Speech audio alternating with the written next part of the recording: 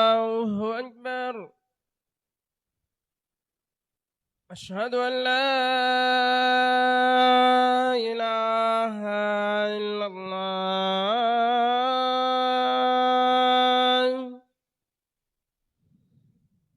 أشهد أن لا إله إلا الله.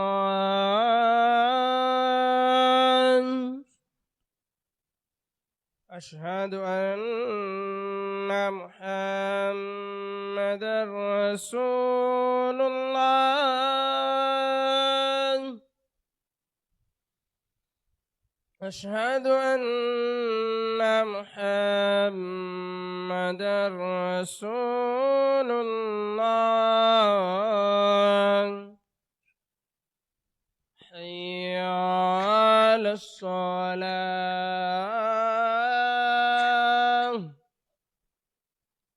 حي على الصلاة.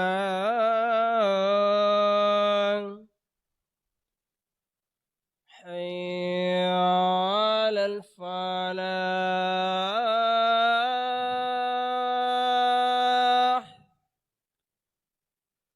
حي على الفلاح.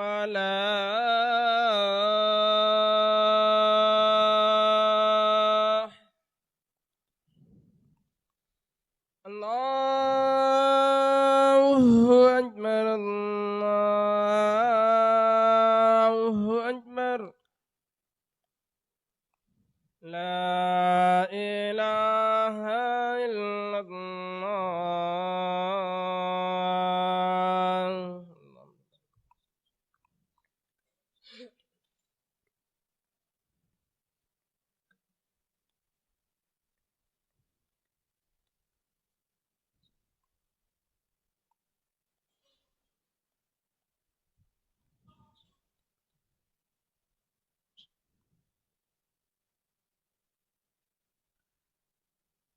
إن الحمد لله نحمده ونستعينه ونستغفره ونؤمن به ونتوكل عليه ونعوذ بالله من شرور أنفسنا ومن سيئات أعمالنا. من يهده الله فلا مضل له ومن يضلل فلا هادي له. وأشهد أن لا إله إلا الله وحده لا شريك له وأشهد أن محمدا عبده ورسوله وبعد. فقد قال الله تعالى في القرآن الكريم: يا أيها الناس اتقوا ربكم الذي خلقكم من نفس واحدة وخلق منها زوجها وبث منهما رجالا كثيرا ونساء واتقوا الله الذي تساءلون به والأرحام إن الله كان عليكم رقيبا. يا أيها الذين آمنوا اتقوا الله حق تقاته ولا تموتن إلا وأنتم مسلمون. يا أيها الذين آمنوا اتقوا الله وقولوا قولا سديدا يصلح لكم أعمالكم يغفر لكم ذنوبكم ومن يطع الله ورسوله فقد فاز فوزا عظيما. وقال تعالى في مكان آخر: إن الذين يخشون ربهم بالغيب لهم أجر كبير. وقال نبينا صلى الله عليه وسلم: إنما الأعمال بالنيات.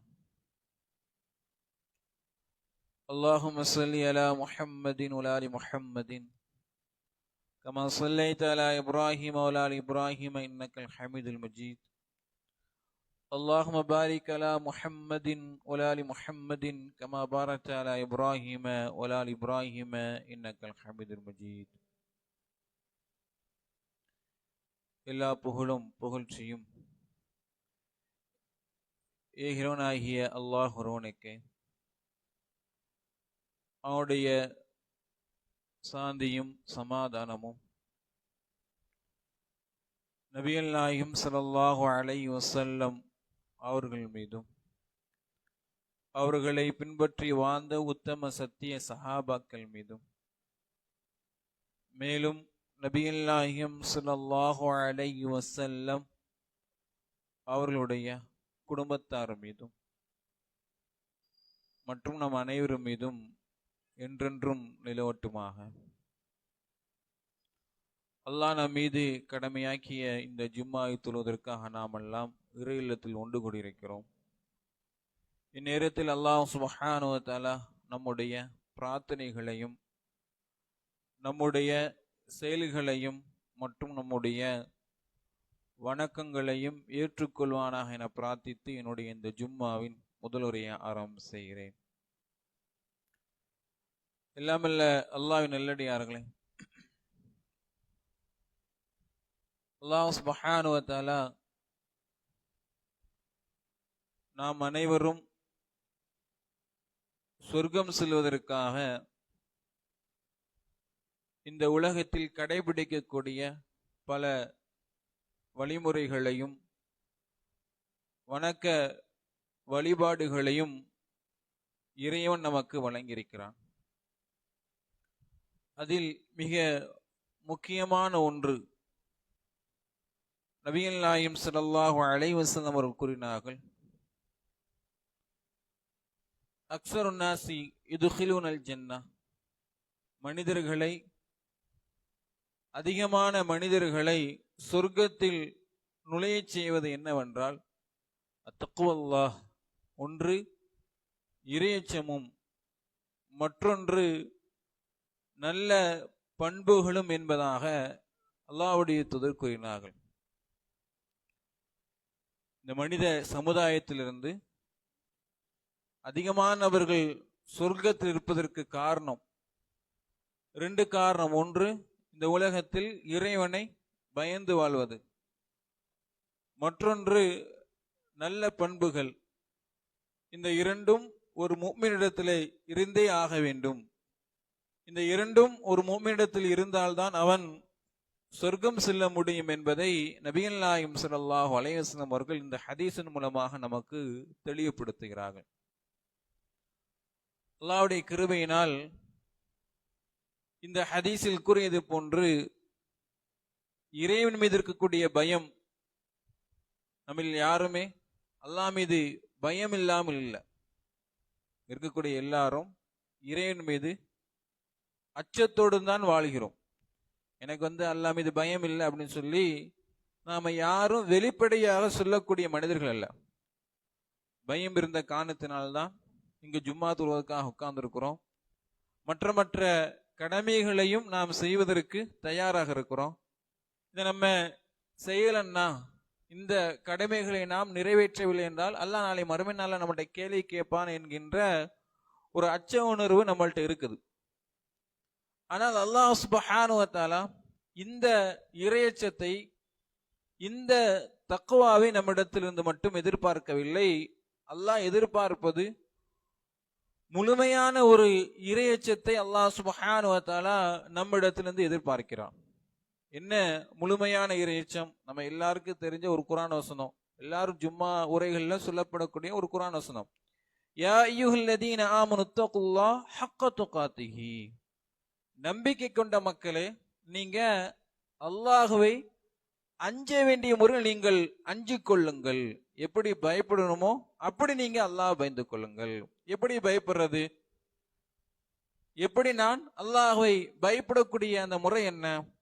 பல விளக்கங்களை இந்த குர்ஆன் வசனத்தின் மூலமாக நாம் விளங்கிக் கொள்ளலாம். முஃபஸ்ஸிரீன்கள், சஹாபாக்கள், இமாம்கள் இந்த குர்ஆனுடைய வசனத்திற்கு அதிகமான விளக்கங்களை தராங்க.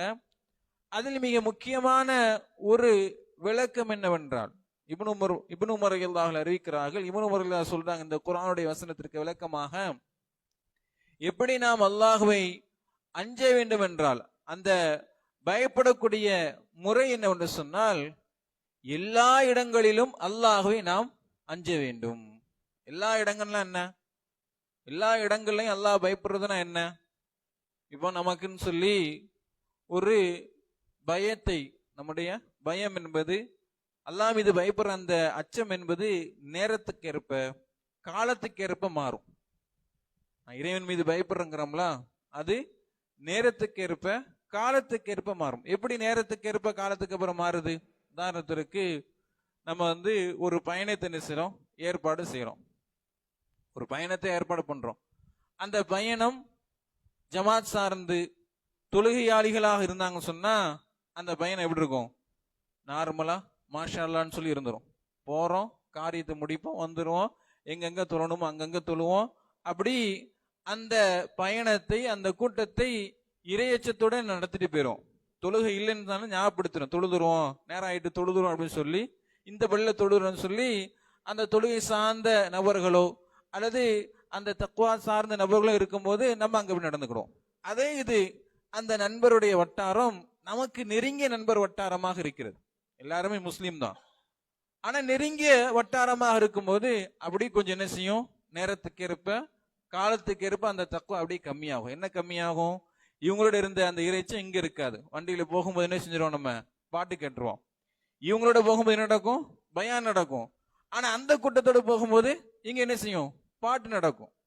பாட்டை போட்டு என்ன செய்வோம், கேட்போம். இப்படி அடுத்தது வந்து சொன்னா குடும்பம்னு வந்துட்டு சொன்னா நம்ம தூரத்தில் இருக்கக்கூடிய சொந்தத்திட்ட ஒரு விதமான தக்குவாயை காட்டுவோம், ஒரு விதமான இறைச்சத்தை காட்டுவோம். நெருங்கிய சொந்தம் வந்து சொன்னா அங்க ஒரு விதமான தக்குவா இருக்கும். அவங்கள்ட்ட காட்டுற தக்குவா இங்க காட்ட மாட்டோம்.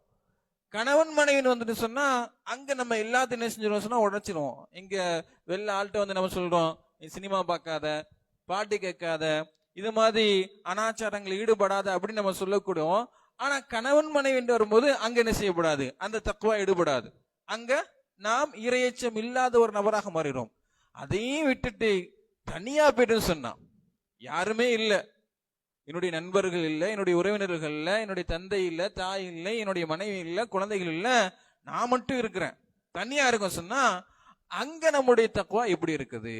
அதனாலதான் இப்னு முறையல்லாஹ் அழகாக சொல்றாங்க, எல்லா நேரங்களிலும் இறையச்சம் என்பது ஒரே மாதிரி இருக்கணும். நேரத்துக்கு ஏற்ப மாத்தாதீங்க, காலத்துக்கு ஏற்ப உங்களுடைய இறையச்சத்தை மாத்தாதீங்க. எல்லா நிலையிலும் எல்லா சூழலிலும் உங்களுடைய இறையச்சம் ஒன்றாக இருக்க வேண்டும்.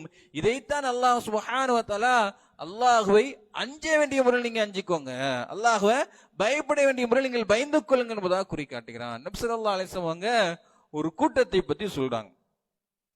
அல்லாஹ்வுடைய தூதர் ஒரு கூட்டத்தை சொல்றாங்க. நாளை மறுமை நாள்ல திஹாமா என்கின்ற மலை அளவுக்கு நன்மைகளை செய்த நபர்கள் அல்லாஹ் முன்னாடி வந்து நிற்பாங்க. திஹாமா என்கின்ற மலை அளவுக்கு, அது மிகப்பெரிய மலை. இப்போ உஹது மலை இருக்குது, அதை விட பெரிய மலை. சில நபர்கள் சொல்லுவாங்க தொடர்ச்சியாக இருக்கக்கூடிய ஒரு மலை. உஹது மலைன்னு சொன்னா தொடர்ச்சியா இருக்காது. உஹது மலை நீங்க பாத்தீங்கன்னு சொன்னா தொடர்ச்சியாக இருக்கக்கூடிய மலை இல்ல. ஆனா இந்த திஹாமா என்கின்ற மலை தொடர்ச்சியாக இருக்கும். இந்த மலை அளவுக்கு நன்மைகளை செய்து வருவார்கள். இந்த மலை அளவுக்கு அவர்கள் நன்மையை செய்து வருவார்கள். அல்லாஹ் சுப்ஹானஹு வ தஆலா நாளை மறுமை நாள்ல அவருடைய நன்மைகளை எல்லாம் ஒன்று இல்லாமல் ஆக்கி விடுவான், சுக்குநூறாக ஆக்கிடுவான், எல்லா நன்மையும் அழிச்சிருவான். உடனே சஹாபாக்கள் கேட்கிறாங்க, யா ரசூலல்லாஹ், அல்லாஹ்வுடைய தூதரே, இவ்வளவு பெரிய நஷ்டவாளி யாரு? இந்த அளவுக்கு திகாம அளவுக்கு மலை அளவுக்கு நன்மையை சென்று அல்லாஹ் முன்னாடி நிற்கும் போது அந்த நன்மையெல்லாம் இழக்கக்கூடிய அந்த நஷ்டவாளி யார் அப்படின்னு சொன்ன நபி ஸல்லல்லாஹு அலைஹி வஸல்லம் என்ன வார்த்தை சொன்னாங்க தெரியுமா? அவர்கள் உங்களை போன்றுதான் இருப்பார்கள். உங்களை போன்றுதான் 5 வக்து தொழுகை தொழுவாங்க, நோம்பு நொறுப்பாங்க, தஹஜ்ஜத் தொழுகை தொழுவாங்க, இரவு நேரங்கள்ல தஹஜ்ஜத் தொழுகை தொழுவாங்க. என்னென்ன கடமையான காரியங்கள், என்னென்ன நஃபிலான காரியங்கள், என்னென்ன உபரியான காரியங்கள் எல்லாத்தையும் அவங்க செஞ்சிருவாங்க. ஆனால் தனியா போயிட்டாங்க சொன்னா, தனியாக சென்று விட்டான்னு சொன்னால், யாருமே இல்ல நம்ம மட்டும்தான் இருக்கிறோம் அப்படின்னு சொல்லி அந்த எல்லா வணக்க வழிபாடை செய்த அந்த நபர்கள் தனியா போயிட்டாங்க சொன்னா ஹராமை அவர்கள் செய்து விடுவார்கள். அல்லாஹ் எதையெல்லாம் தடை செஞ்சு வச்சிருந்தானோ, அல்லாஹ் எதையெல்லாம் ஹராமாக்கி வைத்திருந்தானோ அந்த ஹராமை செய்யக்கூடிய மனிதராக மாறிவிடுவார்கள்.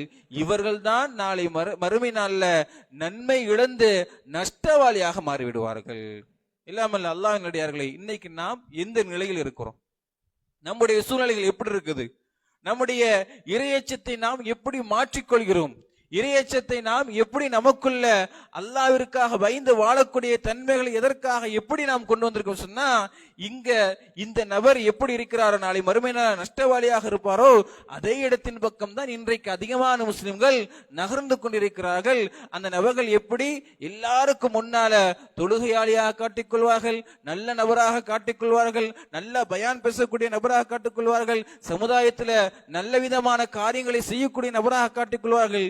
ஆனால் தனிமை என்று வந்துவிட்டால் அங்கு அவருடைய இறையச்சம் இருக்காது. அதைத்தான் அல்லாஹ் சுப்ஹானஹு வ தஆலா நீங்க அல்லாஹ்வை அஞ்ச வேண்டிய முறையில் நீங்கள் அஞ்சிக் கொள்ளுங்கள்.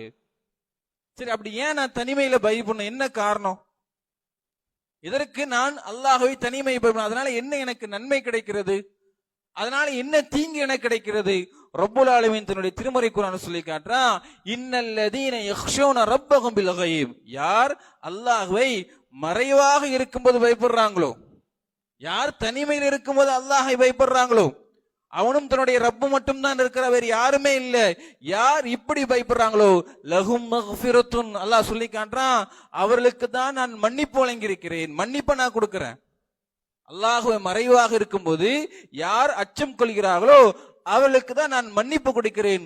அஜ்ருன் கபீர், மிகப்பெரிய கூலியை, மிகப்பெரிய சொர்க்கத்தை அவளுக்காக நான் தயார் செய்து வைத்திருக்கிறேன் என்பதாக ரப்புல் ஆலமீன் உறுதியளிக்கிறான். அப்ப நமக்கு கிடைக்கக்கூடியது என்ன? மன்னிப்பு கிடைக்கிறது. அடுத்ததாக அல்லாஹ் சுப்ஹானஹு வ தஆலா சொர்க்கத்தை தாரான். தனிமையில பயந்தான். சரி, பயப்படாட்டி என்ன கிடைக்குது? நான் பயப்படல, தனிமையில இறைவன் நான் பயந்து கொள்ளவில்லை. அப்ப எனக்கு என்ன கிடைக்கிறது? என்ன தீங்கு எனக்கு கிடைக்கிறது? ஒரு உண்மையான சம்பவத்தை உங்களுக்கு நினைவுபடுத்துகிறேன், உங்களுக்கு ஞாபகப்படுத்துறேன். ஒரு உண்மையான வரலாறு, உண்மையாக நடந்த ஒரு சம்பவத்தை நினைவுபடுத்துகிறேன். நம்ம எல்லாரும் எதை பயப்படுறோம்? நம்ம எல்லாரும் எதை பயப்படும்? என்னுடைய இறுதி நிலையை பயப்படும். என்னுடைய மௌத் எப்படி இருக்கணும்? நல்லா இருக்கணும். நான் மௌத்தாகும் போது நல்ல விதமாக மரணிக்கணும். பாருங்க என்ன நடக்குன்னு பாருங்க. உண்மையிலே நடந்த சம்பவம் நீங்க எல்லாம் தெரிஞ்சிருப்பீங்க. சவுதி அரேபியால நடந்த ஒரு உண்மையான சம்பவம் வாட்ஸ்அப்ல எல்லாம் வந்தது. அன்றைக்கு அந்த செய்தியை சவுதி அரேபியாவுடைய பத்திரிகைகள் எல்லாம் வந்தது. என்ன வரலாற்று சம்பவம்? ஒரு நல்ல மனிதர், ஒரு சாலிஹான மனிதர், 5 வக்து தொழுதுருவாரு, ஒரு தொழுகையும் விட மாட்டாரு, எல்லா நோன்பையும் வச்சிருவாரு, நஃபிலான நோன்புகள் எல்லாம் வச்சிருவாரு, மக்களால் போற்றப்படக்கூடியவர், நல்ல ஆளு அப்படின்னு சொல்லி போற்றப்படக்கூடிய நபர். இவர் வழக்கம் போல ஃபஜ்ர் தொழுகைக்கு எந்திரிச்சு போகக்கூடியவர். எப்படி போவாரு? உம்மா வந்து எழுப்ப மாட்டாங்க, யாருமே எழுப்ப மாட்டாங்க. இவராக தன்னுடைய அறையை விட்டு வெளில போகக்கூடிய நபர் ஃபஜ்ர் தொழுகைக்கு. இப்படி ஒரு நாள் என்ன செய்யல, அந்த அறையை விட்டு இந்த நபர் வரல, வெளியில வரல. தாய் போய் என்ன செய்றாங்க, கதவை தட்டுறாங்க. மகன் வந்து எந்த ஒரு ரெஸ்பான்ஸ் அங்கிருந்து வரல. சரி தூங்கிருப்பான், கொஞ்ச நேரம் கழிச்சு நம்ம என்ன செய்வோம் பார்த்துக்கிடுவோம்னு சொல்லி தாய் கடந்து போறாங்க. இன்னும் நேரமாக கதவு திறக்கப்படல. தாய்க்கு அச்சம் வருகிறது. கதவு தட்டுறாங்க, திறக்கல. பக்கத்தில் உள்ள நபர்களை சொல்லி கதவு உடைக்கப்படுகிறது. கதவை உடைச்சு அந்த அறைக்குள்ள போய் பார்த்தா அந்த சாலிஹான நபர், 5 வக்து தொழுகையை விடாத அந்த நபர் மரணித்து கிடைக்கிறார், மௌத்தாய் இருக்கிறார். எப்படி மௌத்தாய் இருக்கிறார் தெரியுமா? தன்னுடைய உடல்ல எந்த ஒரு ஆடையும் இல்லை, உடல்ல எந்த ஒரு ஆடையும் கிடையாது. அது மட்டுமல்லாமல் டிவி ஓடுது, டிவி ஓடிக்கிட்டு இருக்குது. அந்த டிவியில ஆபாச படம் ஓடிக்கொண்டிருக்கிறது. டிவியில எது ஒளிபரப்பாகிட்டு இருக்குது? ஆபாச படம். பார்த்த நிலையில இவர் மரணித்து விட்டார்.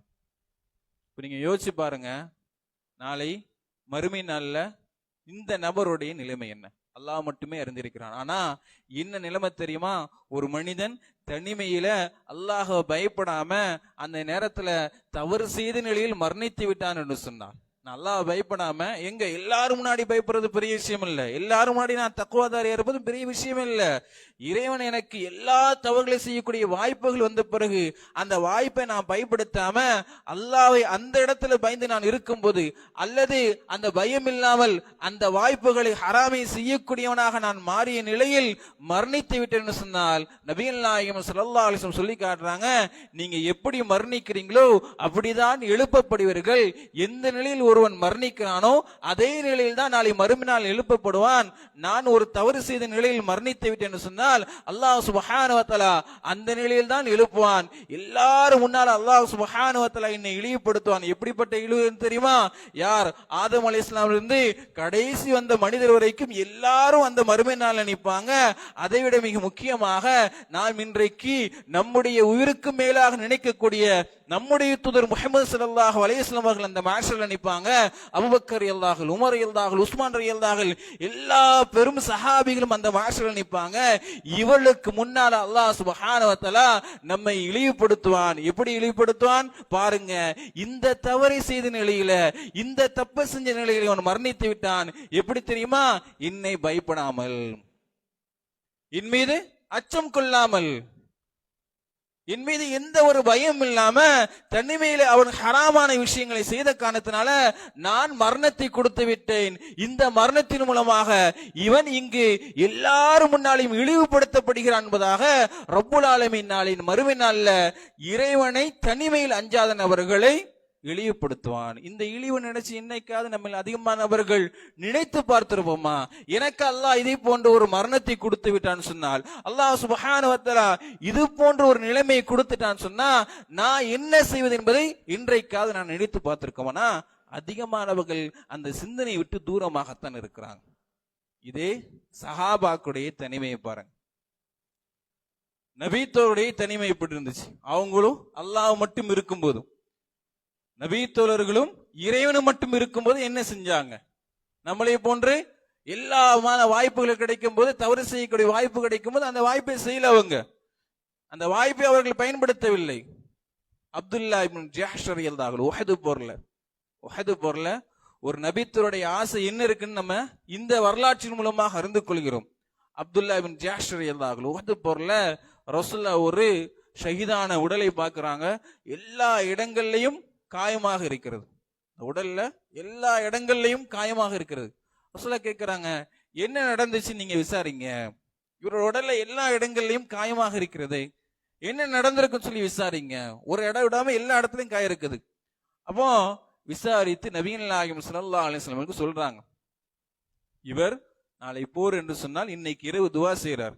அப்துல்லா பின் ஜஹ்ஷ் ரலியல்லாஹு இன்றைக்கு இரவு உட்கார்ந்து பிரார்த்தனை செய்கிறார். என்ன பிரார்த்தனை தெரியுமா? இறைவா, நாளைக்கு நான் உன்னுடைய போரை சந்திக்க போறேன், நான் உன்னுடைய எதிரிகளை சந்திக்க போறேன். அப்படி நான் சந்திக்கும் போது எனக்கு என்ன பரிசாக நீ கொடுக்க வேண்டும் தெரியுமா? என்னுடைய உடல்ல எல்லா இடங்கள்லையும் காயம் பட்டிருக்கணும், எல்லா இடங்கள்லையும் காயம் பட்டிருக்கணும். அந்த காயத்தோட நான் மரணிக்க வேண்டும். நாளை மறுமை நாள்ல நீ என்னை எழுப்பும் போது. சஹாபியோடைய ஆசை. அல்லாஹ்ட்ட பேசுறாங்க, தனிமையில அல்லாஹ்ட்ட பேசுறாங்க. இன்னைக்கு நம்முடைய தனிமை இறைவன்ட்ட எப்படி நாம் பேசியிருக்கிறோம், அல்லாஹ்ட்ட நம்ம எப்படியெல்லாம் நடந்து கொண்டோம். அந்த தனிமையில இந்த நபித்தோழர் எப்படி நடந்து கொண்டார் பாருங்க. இவர் சொல்றாரு, நாளை மறுமை நாள்ல நீ என்னை எழுப்பும் போது என்ற கேட்கணும். எப்படி தெரியுமா கேட்கணும்? என் பேரை சொல்லி கேட்க வேண்டும். அப்துல்லா பின் ஜஹ்ஷே, எதற்காக இந்த கரத்தை நீ இழந்தாய்? எதற்காக இந்த காலை இழந்தாய்? எதற்காக உன்னுடைய காதுகள் வெட்டப்பட்டிருக்கிறது? எதற்காக உன்னுடைய கண்கள் நீ இழந்தாய் என்கின்ற கேள்விகளை கேட்கும் போது நான் பதில் சொல்ல வேண்டும். இறைவா, என்னுடைய கரங்களையும் என்னுடைய கைகளையும் என்னுடைய கழுத்துகளையும் என்னுடைய கண்களையும் இழந்ததுக்கெல்லாம் காரணம் என்ன தெரியுமா? உனக்காகத்தான் நான் இழந்தேன். நான் ஏன் இழந்த? உனக்காகத்தான். இதெல்லாம் செஞ்ச காரணம் என்ன? உனக்காகத்தான். அன்பிற்கினியர்களே, நாம் என்றாவது நாளை மறுமை நாள்ல என் பேரை சொல்லி அல்லாஹ் கூப்பிட்டு இப்படி நீ என்ன செஞ்ச அப்படின்னு சொல்லி கேட்டா நம்ம என்ன பதில் வச்சிருக்கிறோம்? அப்துல்லா பின் ஜஹ்ஷ் ரலியல்லாஹு அவர்கள் அல்லாஹ் கேட்கிறான் அவர்கிட்ட, அல்லாஹ் ஒரு பதிலை வச்சு, அல்லாஹ்வுக்காக அவர் ஒரு பதிலை வச்சிருக்கிறாரு. நம்மள்ட்ட அல்லாஹ் இப்படி கேட்டான்னு சொன்னா, அல்ல நம்ம இப்படி ஏதாவது அல்லாஹ் என்கிட்ட கேட்க வேண்டும் என்று ஆசைப்பட்டு இருக்கிறோமா? என் பேரை சொல்லி அல்லாஹ் கூப்பிடணும் மறுமை நாள்ல. அல்லாஹ் சுப்ஹானஹு வ தஆலா எல்லாரும் முன்னால என்னை இழிவுபடுத்தாமல், எல்லாருக்கும் முன்னால அல்லாஹ் சுப்ஹானஹு வ தஆலா இப்படி பேரை அழைத்து கேட்க வேண்டும். நான் பதில் சொல்ல வேண்டும். இறைவா, உனக்காக இதை செய்தேன் அதை செய்தேன் என்பதாக நான் பதில் சொல்ல வேண்டும். அந்த பதிலை இன்றைக்கு நாம் நம்முடைய தனிமைகளை தயார் செய்து வைத்திருக்கிறோமான்னு சொன்னா நம்மில் அதிகமானவர்கள் அந்த பதிலை தயார் செய்ய வைக்கவில்லை. இதே போன்று இன்னொரு நபி தோழர் தபுக் போருக்காண்டி நபிகள் நாயகம் ஸல்லல்லாஹு அலைஹி வஸல்லம் அவர்கள் தபுக் போருக்காக அல்லாஹ்விட சொல்றாங்க, நீண்ட தூரம் நம்ம பயணிக்கிறோம், அதனால அரசாங்கம் எந்த ஒரு பொறுப்பையும் ஏற்றுக்கொள்ளாது. அவங்கவுங்க என்ன செய்யணும், ஆயுதத்தை அவங்க தான் பார்த்துக்கணும், வாகனத்தை அவர்கள் தான் தயார் செய்து கொள்ள வேண்டும், உணவும் அவங்க தான் தயார் செய்து கொள்ள வேண்டும். அரசாங்கள்கிட்ட எனக்கு வாகனம் தாங்க, ஆயுதம் தாங்கன்னு சொல்லி கேட்கக்கூடாது. நம்ம எந்த யாருக்கும் பொறுப்பேற்றுக் கொள்ள மாட்டோம் என்பதாக நபிகள் நாயகம் ஸல்லல்லாஹு அலைஹி வஸல்லம் சொல்றாங்க. அதுல ஒரு ஏழ்மையான சஹாபி வாரார், அல்லாஹ்வுடைய தூதர் வந்து நிக்கிறாங்க. அவங்க அல்லாஹ்விடத்தை கேட்கிறாங்க, அல்லாஹ்வுடைய தூதரே, எனக்கு எதுவுமே கிடையாது, எனக்கு எந்த ஒரு செல்வமும் கிடையாது, ஆனா நான் போருக்கு வரணும் எனக்கு ஆசையாக இருக்கிறது. எல்லாரும் இந்த போருக்காக தர்மம் செய்யறாங்க, அதிகமான தர்மங்களை கொடுக்கறாங்க. நான் இந்த போருக்காக கொடுக்கணும் சொன்னா என்னுடைய உயிரை மட்டும்தான் கொடுக்கணும். அதனால என்னை எப்படியாவது இந்த போருக்கு நீங்க கூட்டு போயிருங்களேன். ஒரு ஒட்டகம் இருந்தா தாங்க, அந்த ஒட்டகத்துல நான் பயணித்து இந்த தபுக் போருக்கு நான் வாரேன் என்பதாக அந்த சஹாபி நபிகள் நாயகம் ஸல்லல்லாஹு அலைஹி வஸல்லம் அனுமதி கேட்கிறாங்க. பல கட்டத்தில் அனுமதி கேட்கிறாங்க. அல்லாஹ்வுடைய தூதர் இல்லை என்பதாக மறுத்து விட்டாங்க. அல்லாஹ் இதை குர்ஆன்ல சொல்லி காட்டா, இல்லைன்னு சொன்ன உடனே இவர் அழுதுட்டே போறார். இந்த நபித்தோழர் அழுதுட்டே போறாரு. அன்று இரவு இந்த நபித்தோழர் அல்லாஹ்ட்ட துஆ செய்றார்.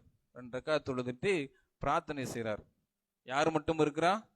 இறைவனும் இந்த நபித்தோழர் மட்டும் இருக்கிறாங்க.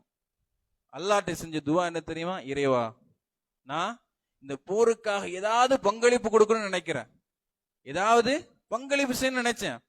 அந்த பங்களிப்புல மிக முக்கியமான பங்களிப்பு என் உயிரை கொடுக்கணும்னு நினைச்சேன். என்னுடைய உயிரை நான் இந்த போருக்காக உனக்காக தர வேண்டும் நினைத்தேன். ஆனால் அதற்கு எந்த ஒரு வாய்ப்பும் இப்ப கிடைக்கல. அதனால இந்த போருக்காக நான் எதை தர்மமாக தருகிறேன் என்று சொன்னால் என்னுடைய மானத்தை இந்த போருக்காக நான் தர்மமாக வழங்கி விடுகிறேன். யாராச்சும் என்னை திட்டிருப்பாங்க, நான் அவங்கள பழி வாங்கல. என் மானத்துல விளையாண்டுருப்பாங்க, அவங்கள நான் பழி வாங்கல. அவங்க நான் மன்னித்து விடுகிறேன். இதை இந்த போருக்காக நான் தர்மமாக கொடுக்கிறேன். 2 பேரு தான், இறைவனும் இவரு மட்டும்தான். இவர் எதை தர்மமா கொடுக்கிறாரு? தன்னுடைய மானத்தை தர்மமா கொடுக்கிறாரு. ஏதாவது ஒரு பங்களிப்பு இருக்குமே. என்னைய திட்டினவங்க, என்னைய அடித்தவர்கள் ஏதாவது விதத்துல என்னை கஷ்டப்படுத்திருப்பாங்களா, என் மானத்தில் வாழ்ந்திருப்பாங்களா, எல்லாத்தையும் நான் மன்னிச்சிருந்தேன். என் மானத்தை நான் தர்மமாக வழங்கிவிட்டேன். அடுத்த நாள் காலையில ஃபஜ்ர் தொழுகை முடித்த பிறகு நபிகள் நாயகம் ஸல்லல்லாஹு அலைஹி வஸல்லம் கேட்கிறாங்க, ஐனல் முஸத்திகுல் லைலா, ஐனல் முஸத்திகுல் லைலா, நேற்று இரவு தர்மம் செய்த அந்த நபர் எங்கே? நேற்று இரவு தர்மம் செய்த அந்த நபர் எங்க? எல்லாரும் இந்த சஹாபி அமைதியா இருக்கிறாங்க. ஏன்னா ரசூலுல்லாஹ் வேற யாராச்சும் கேட்கறாங்க போல இருக்கு. ஏன்னா அங்கதான் எல்லாரும் தர்மம் பண்றாங்களே, எல்லாரும் பேரிச்சம்பழத்தையும் எல்லாமே தர்மம் பண்ணிக்கிட்டு இருக்கிறாங்களே, வேற யாவது தர்மம் பண்ணிருப்பாங்கன்னு சொல்லி இந்த சஹாபி அமைதியா இருக்கிறாங்க. 2வது தடவை நபி ஸல்லல்லாஹு அலைஹி வஸல்லம் கேட்கிறாங்க, ஐனல் முஸத்திகுல் லைலா, நேற்று இரவு தர்மம் செய்த அந்த நபர் எங்கே? இந்த சஹாபி அமைதியா இருக்கிறாங்க. 3வது நபிகள் நாயகம் ஸல்லல்லாஹு அலைஹி வஸல்லம் எப்படி கேட்கிறாங்கன்னா, நேற்று இரவு தன்னுடைய மானத்தை தர்மம் செய்த நபர் எங்கே? தன்னுடைய மானத்தை தர்மம் பண்ணார்ல, அவர் எங்க? இந்த சஹாபி அப்படியே வராங்க, ரசூலுல்லாஹ் முன்னாடி வந்து நிக்கிறாங்க. அல்லாஹ்வுடைய தூதரே, நான் தான் தர்மம் செய்தேன். நபி ஸல்லல்லாஹு அலைஹி வஸல்லம் சொல்றாங்க, உன்னுடைய தர்மத்தை அல்லாஹ் ஏற்றுக்கொண்டு விட்டான். உன் தர்மத்தை அல்லாஹ் ஏற்றுக்கொண்டு விட்டான். கொஞ்சம் யோசிச்சு பாருங்க, இவரும் அல்லாஹ் மட்டும் பேசினது, அல்லாஹ் சுப்ஹானஹு வ தஆலா ரப்புல் ஆலமீன் அர்ஷ் மேல இருந்து கொண்டு இந்த நபித்தோருடைய பிரார்த்தனை ஏற்றது மட்டுமல்லாமல் தன்னுடைய நபிக்கு வஹியாக அனுப்பி, நபியே, இந்த நபருடைய பிரார்த்தனையை நான் ஏற்றுக்கொண்டேன், அவர் செய்த அந்த சதக்காவை நான் ஏற்றுக்கொண்டேன் என்பதாக நீ அவருக்கு தெரியப்படுத்து. இவ்வளவு பெரிய விஷயம். எத்தனையோ நபர்கள் சதக்கா பண்ணாங்க. அல்லாஹ் சுப்ஹானஹு வ தஆலா இதை முக்கியமா பார்த்தான். இவர் உட்கார்ந்து தன்னுடைய மானத்தை எனக்காக தர்மம் செஞ்சார, அதை நான் ஏற்றுக்கொள்கிறேன், அதை இந்த நபித்தோளுக்கு நீ தெளிவுபடுத்து. அல்லாஹ்வுடைய தூதர் தெளிவுபடுத்திய உடனே, அதை சொன்ன உடனே இவர் அழுது கொண்டே போறார், கண்ணீர் விட்டு போறார். என்ன காரணம் தெரியுமா? எதற்காக அந்த அழுகையுடைய காரணம் தெரியுமா? அல்லாஹ் சுப்ஹானஹு வ தஆலா தன்னுடைய திருமறை குர்ஆன்ல சொல்லி காட்டுறான். எதை சொல்லி காட்டுறான்? இன்னமா யத்தகப்பல் அல்லாஹு மினல் முத்தகீன், யாரிடமிருந்து அல்லாஹ் தர்மங்களை ஏற்றுக்கொள்வான்னு சொன்னால், யாரிடமிருந்து அல்லாஹ் அமல்களை ஏற்றுக்கொள்வான்னு தெரியுமா? இன்னமா யத்தகப்பல் அல்லாஹு மினல் முத்தகீன், அல்லாஹ்வை அஞ்சி வாழக்கூடிய மனிதரிலிருந்து மட்டும்தான் அல்லாஹ் சுப்ஹானஹு வ தஆலா தர்மத்தை ஏற்றுக்கொள்வான், அமலை ஏற்றுக்கொள்வான். நான் செய்த இந்த தர்மத்தை அல்லாஹ் ஏற்றுக்கொண்டு விட்டான், நான் தர்மமாக செய்த இந்த மானத்தை அல்லாஹ் சுப்ஹானஹு வ தஆலா ஏற்றுக்கொண்டு விட்டான். ரப்புல் ஆலமீன் எப்போது என்னுடைய தர்மத்தை ஏற்றுக்கொண்டு விட்டானோ எனக்கு ஆசையாக இருக்கக்கூடிய சொர்க்கம் கிடைத்து விட்டது. நான் எதை ஆசைப்பட்டேன்? இந்த போர்ல போய் என்னுடைய உயிரை தியாகம் செய்து அல்லாஹ் இருக்கக்கூடிய சொர்க்கத்தை நான் ஆசைப்பட்டேன். ஆனா அல்லாஹ் என்னுடைய இந்த தர்மத்தை ஏற்றுக்கொள்வதன் மூலமாக எனக்கு சொர்க்கத்தை கொடுத்து விட்டான். நபித்தோருடைய தனிமைகள். இப்ப நீங்க யோசிச்சு பாருங்க, என் தனிமையை நான் எப்படி அமைச்சிருக்கிறேன், என்னுடைய தனிமைகளை நான் எவ்வாறு அமைத்துக் கொண்டிருக்கிறேன். இது போன்று அல்லாஹ்விடம் உரையாடக்கூடிய அந்த தனிமைகளாக இருக்கிறது. அல்லது தேவையில்லாத விஷயங்கள் ஈடுபடுறோமா? சுப்ஹானல்லாஹ். இன்னைக்கு என்ன நிலைமை தெரியுமா? இன்றைக்கு இளைஞர்களுடைய நிலைமைகள் எப்படி தெரியுமா மாறுது? அல்லது எந்த நபராக இருந்தாலும் சரிதான், குறிப்பாக காசு கொடுத்து ஆபாச வீடியோ வாங்குறது.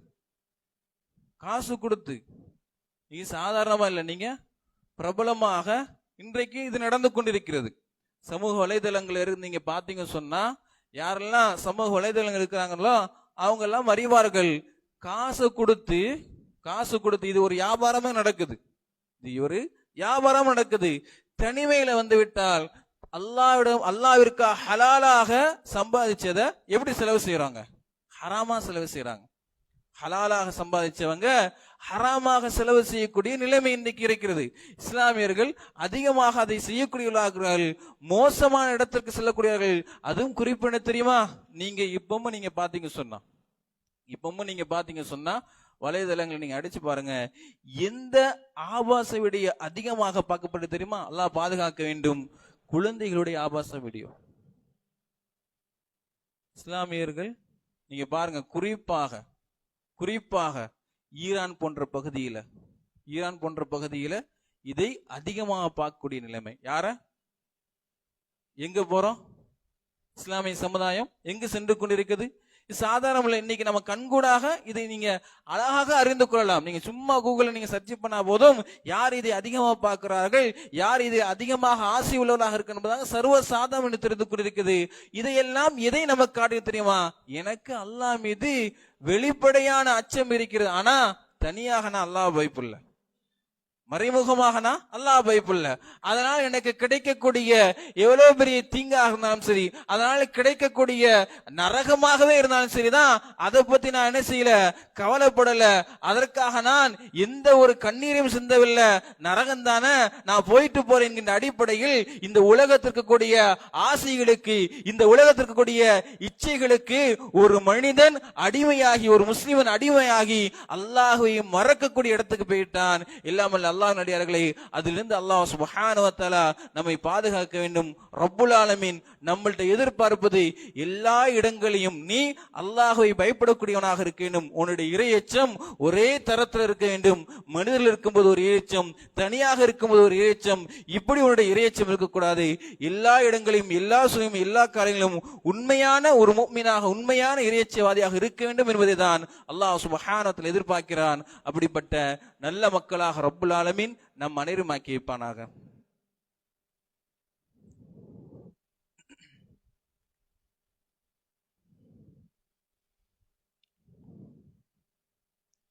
அல்ஹம்துலில்லாஹி ரப்பில் ஆலமீன்.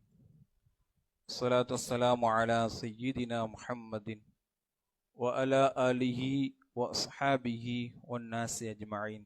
பஅத். ஃபக்கத் கால அல்லாஹு தஆலா ஃபில் குர்ஆனில் கரீம், யா அய்யுஹல்லதீன ஆமனு தக்குல்லாஹ ஹக்க துகாத்திஹி வ லா தமூதுன்ன இல்லா வ அன்தும் முஸ்லிமூன். எல்லாம் அல்ல அல்லாஹ்வின் நல்லடியார்களே, ரப்புல் ஆலமீன் நம்முடைய வாழ்க்கையில் ஒரு உண்மையான முஃமினாக நாம் இருக்க வேண்டும் என்று ஆசைப்படுகிறான். அதைத்தான் அல்லாஹ் சுப்ஹானஹு வ தஆலா தன்னுடைய திருமறையில் கூறும்போது, யா அய்யுஹல்லதீன ஆமனு துஹுலு ஃபிஸ்ஸில்மி காஃபா, முஃமின்களே, உதுகுலு ஃபிஸ்ஸில்மி காஃபா, நீங்க இந்த இஸ்லாமிய மார்க்கத்தில் முழுமையாக நுழைந்து விடுங்கள். இந்த மார்க்கத்தில் நீங்க முழுமையாக நீங்க நுழைந்து விடுங்கள். எப்படி அல்லாஹ் கூப்பிடுறான்? நம்பிக்கை கொண்ட மக்களை இந்த இஸ்லாமிய மார்க்கத்தில் நீங்க முழுமையாக வந்துடுங்க. இந்த அழைப்பின் மூலமாக அல்லாஹ் நம்மள்கிட்ட சொல்ல வேண்டிய செய்தி என்னவென்று சொன்னால், நம்ம இஸ்லாத்தில் முழுமையாக வரவில்லை என்பதுதான் அர்த்தம். அடுத்ததாக அல்லாஹ் கூறும்போது, நீங்க ஷைத்தானை பின்பற்றாதீர்கள், முழுமையாக வந்துருங்க, ஷைத்தானை நீங்கள் பின்பற்றாதீர்கள். இப்ப எப்போ ஒரு முஸ்லீம் ஒரு முஃமின் ஷைத்தானை பின்பற்றி போறானோ அப்போ அது வரைக்கும் அவன் இஸ்லாத்தில் முழுமையாக வரவில்லை, அவன்கிட்ட இஸ்லாம் முழுமையாக இல்லை. நான் முழுமையாக இஸ்லாத்திற்குள் வர வேண்டும் என்று சொன்னால் முதல் அடிப்படையாக ஒரு முஸ்லிம் கடைபிடிக்க வேண்டியது அல்லது ஒரு முஸ்லிம் கற்றுக்கொள்வது என்னவென்றால், இறைவனை பற்றியுள்ள கல்வி அவன்கிட்ட இருக்கணும். இறைவனை பற்றியுள்ள கல்வி அவன்கிட்ட இருக்கணும். இத்தனை ஆண்டுகாலாக நாம் இருந்து கொண்டிருக்கிறோம். அல்லாஹ்வுடைய கிருபையினால இத்தனை ஆண்டுகாலாக அல்லாஹ் சுப்ஹானஹு வ தஆலா நம்மை முஸ்லீமாக வாழ செய்து கொண்டிருக்கிறான். அதுல மிக முக்கியமாக ரப்புல் ஆலமீன் நம்முடைய தூதர் முஹம்மது ஸல்லல்லாஹு அலைஹி வஸல்லம் மூலமாக ஒன்று சொல்றான், இன்ன லில்லாஹி 99 இஸ்மன். நம்ம இன்னைக்கு உண்மையில வருத்தப்படக்கூடிய ஒரு இடத்துல இருக்கிறோம். இன்ன லில்லாஹி 99 இஸ்மன், அல்லாஹ்விற்கு 99 பேர் இருக்கிறது. ஒமன் அஹ்சாஹா தஹலல் ஜன்னா, அவன் அந்த 99 பேரை யார் பொருள் உணர்ந்து பொருள் அறிந்து மன்னம் செய்றாங்களோ தஹலல் ஜன்னா, அவன் சொர்க்கம் நுழைகிறான். அவன் சொர்க்கம் நுழைகிறான். எங்க அல்லாஹ் சொர்க்கத்தை வச்சிருக்கிறான்? இறையச்சம் யாரை நாம் அறிவது மூலமாகிறது? அல்லாஹ் அறிவதன் மூலமாக. அடுத்ததாக அல்லாஹ்வுடைய பெயர்களை நாம் மன்னம் செய்வதனால அல்லாஹ் சுப்ஹானஹு வ தஆலா நமக்கு தந்திருக்கக்கூடிய மிக முக்கியமான கூலி என்னவென்று சொன்னால் சொர்க்கத்தை தாரான். இப்ப நீங்க யோசிச்சு பாருங்க, இத்தனை வருஷமாக நான் வாழ்ந்து கொண்டிருக்கிறேன் முஸ்லீமாக, ஒரு நாளைக்கு ஒரு பேரை நான் மன்னம் செஞ்சாலும் கூட இதுக்குள்ள என்ன செஞ்சிருப்பேன்?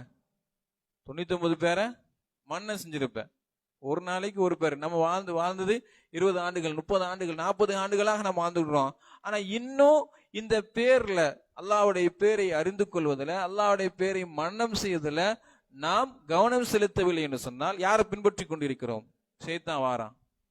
ஷைத்தான் வந்து நீ அதை செய்யாத, இதை செய்யாத, அப்படி செய்யாத என்பதாக நம்மை ஷைத்தான் நன்மையான காரியங்களை விட்டு தடுத்து கொண்டிருக்கிறான். இதை நம்ம கொஞ்சம் கவனம் செலுத்த வேண்டும். இந்த சின்ன விஷயங்கள் இன்னைக்கு மார்க்க பெரிய பெரிய விஷயங்களை கடைபிடித்துதான் நாம் இஸ்லாத்திற்கு செல்ல வேண்டும் என்று சொல்ல. நம்மள நிறைய பேருக்கு ஒரு சந்தேகம் இருக்கும், நம்ம சஹாபாக்கள் மாதிரி நம்ம செய்ய முடியுமா? நபித்தோழர்கள் போன்று நம்ம தியாகம் செய்ய முடியுமா? அவங்க வாழ்ந்தது போல நாம் வாழ முடியுமா? சொன்னா நிச்சயமாக வாழ முடியாது. ஆனா அதற்கான வழிமுறைகள் அவங்களை போன்று நன்மைகளை அடைவதற்கான விஷயத்தை மார்க்க நமக்கு சொல்லி காட்டுது. நபிகள் நாயகம் ஸல்லல்லாஹு அலைஹி வஸல்லம் சொல்லி காட்டுறாங்க, சஹாபாக்களை பார்த்து சொல்றாங்க, இன்னக்கும் நல்ல ஒரு ஹதீஸ், நாம் இன்றைக்கு சொர்க்கம் செல்வதற்காக அல்லாஹ்வுடைய தூதர் இன்றைக்கு வாழக்கூடிய மக்களுக்கு ரொம்ப ரொம்ப இலகுவாக்கி தந்திருக்கிறாங்க. என்ன தெரியுமா சொன்னாங்க? சஹாபாக்களை பார்த்து சொன்னாங்க, இன்னக்கும் தக்கூனுன ஃபி ஸமான், நீங்க இப்போ ஒரு காலம் இருக்கிறீங்க. நபித்தோழர்களை பார்த்து சொல்றாங்க, இந்த காலம் எப்படிப்பட்ட காலம் தெரியுமா?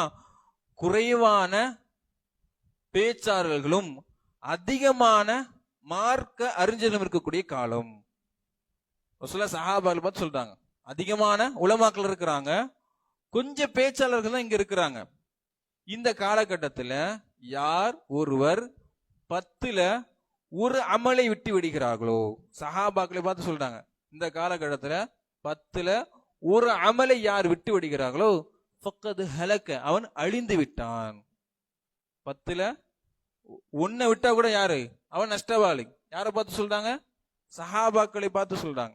அடுத்த ரசூலுல்லாஹ் சொல்றாங்க, பிறகு ஒரு காலம் வரும், அந்த காலத்துல கலீலுல் உலமா, கொஞ்சம் மார்க்க அறிஞர்கள் தான் இருப்பாங்க, கஸீருல் குத்துபா, அதிகமாக பேச்சாளர்கள் இருப்பாங்க. ரசூலுல்லாஹ் அடுத்து சொன்னாங்க, நமக்கு தோதுவாக சொல்றாங்க, இந்த காலகட்டத்துல யார் ஒருவர் 10ல் ஒரு அமலை செயல்படுத்துகிறாரோ ஃபக்கது நஜா, அவன் வெற்றி அடைந்து விட்டான். எப்படி சொல்றாங்க? 10ல் 1 செஞ்சா போதும். இன்றைக்கு நம்ம வாழக்கூடிய காலகட்டத்தில் மார்க்கத்தை அல்லாஹ்வுடைய தூதர் இலகுவாக தராங்க. நீ சஹாபாக்களை போன்று உனக்கு நபித்தோர்களை போன்று செய்ய முடியாது. அதனாலதான் அவங்களுக்கு எப்படி 10ல் 1 விட்டா அவ்வளவுதான், அவங்க 10ல் 1 விட்டா அவ்வளவுதான். இங்க நம்ம 10ல் 1 செஞ்சாலே போதுமானது. கடமைகள் அல்லாத எதை நாம் உபரியாக வைத்துக் கொண்டிருக்கிறோம்? கடமை அல்லாத எதை நாம் உபரியாயிருக்கோம்? இங்கு நாம் வருத்தப்படக்கூடிய விஷயம் என்ன தெரியுமா?